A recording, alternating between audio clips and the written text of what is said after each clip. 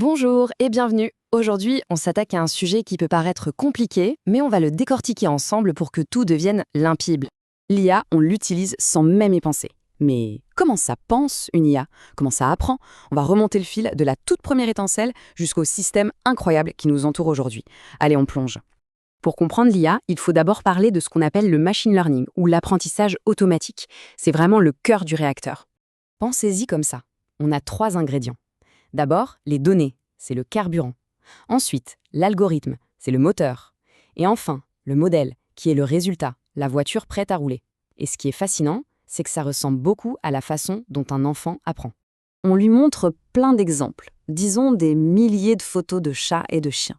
Au début, il est un peu perdu. Puis, petit à petit, l'algorithme commence à repérer des trucs, des motifs. Tiens, les chats ont souvent des oreilles pointues, les chiens des oreilles qui tombent. Et à force, il devient capable de reconnaître un chat ou un chien sur une photo qu'il n'a jamais vue auparavant. Cette petite unité de base qui fait tout ce travail, c'est le neurone artificiel, la cellule de base du cerveau de l'IA, si on veut. Imaginez ce neurone comme un juge dans une émission de télécrochet. Il regarde différents critères, les entrées, il leur donne un poids, et à la fin, il appuie sur le buzzer, oui ou non. C'est sa sortie. C'est très simple. Maintenant, quand on connecte des milliers de ces juges ensemble, on obtient un réseau. Le problème, c'est que ces premiers réseaux avaient une faiblesse, une grosse faiblesse, surtout avec les images. Pour un de ces réseaux simples, une image, ce n'est rien de plus qu'une immense liste de pixels, les uns après les autres, sans aucune logique spatiale. C'est comme si on lisait un livre en regardant les lettres une par une sans voir les mots. Or, une oreille de chat, ce n'est pas juste une forme, c'est une forme placée au bon endroit sur une tête. Et ça, un réseau simple est incapable de le voir. Le vrai défi, c'était donc de passer du simple calcul à une véritable vision. Et la solution, elle est venue d'une avancée directement inspirée de notre propre vision. Ce sont les réseaux de neurones convolutifs, ou CNN. L'idée est géniale. Un CNN, c'est un peu comme un détective qui inspecte une scène de crime. Il ne regarde pas tout d'un coup, non, il sort sa loupe et il examine la scène petit bout par petit bout, à la recherche d'indices. Eh bien, cette loupe, en intelligence artificielle, c'est ce qu'on appelle un filtre. Le CNN va donc faire glisser ce filtre sur toute l'image, un peu comme le faisceau d'une lampe torche dans une pièce sombre. Et à chaque fois, il cherche une chose bien précise, un bord vertical, un coin, une tache de couleur. Et c'est là que la magie opère, par couches successives. Les toutes premières couches ne voient que des choses très simples, des lignes, des courbes. Ensuite, les couches du milieu assemblent ces lignes pour former des yeux, un nez. Et enfin, les couches les plus profondes prennent tous ces éléments et reconnaissent l'objet en entier, le visage d'un chat. C'est exactement comme ça que fonctionne le déverrouillage facial de nos téléphones. Incroyable, non? Mais voir, c'est une chose. Il fallait aussi que l'IA puisse se souvenir. Oui, parce qu'il y a des domaines où l'ordre des choses change absolument tout. Le langage, par exemple. Le chat mange la souris, ça va. Mais la souris mange le chat, c'est pas la même histoire. Les mots sont les mêmes, mais le sens est inversé. Pour gérer ça, on a inventé les réseaux de neurones récurrents, les RNN. Leur truc à eux, c'est une sorte de boucle qui leur permet de garder en mémoire ce qui a été dit avant. Une forme de mémoire à court terme. Sauf que cette mémoire avait un gros problème. On appelle ça le problème de la disparition du gradient. L'analogie parfaite, c'est le jeu du téléphone arabe.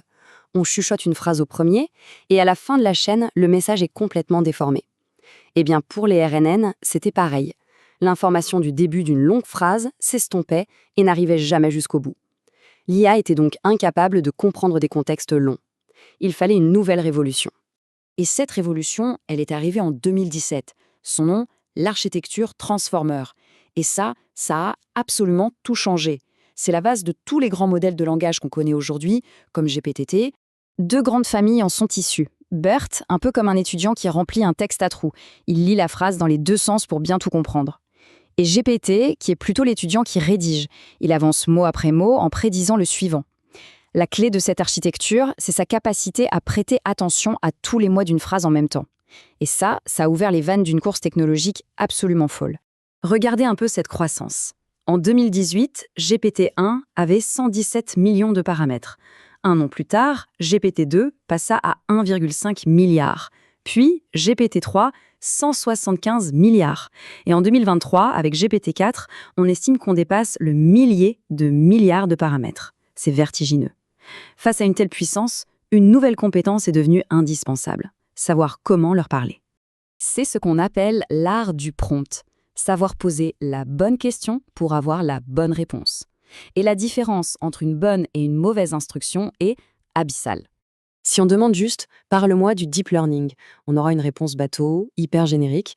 Par contre, si on est précis, explique la rétropropagation à un étudiant en deuxième année d'informatique avec une analogie concrète en 5 phrases maximum, là, la réponse sera sur mesure, claire et vraiment utile. Alors comment on fait un bon prompt? Eh bien, il y a quelques règles d'or. D'abord, on lui donne un rôle.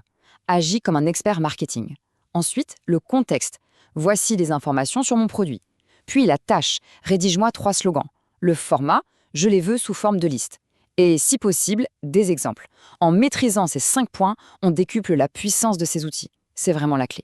Voilà, on a fait tout le chemin. D'un simple neurone qui dit oui ou non, on est passé à des réseaux qui peuvent voir comme nous, qui ont une mémoire et qui peuvent même écrire. La question qui se pose maintenant est vertigineuse. Quel sera le prochain sens que l'IA parviendra à maîtriser?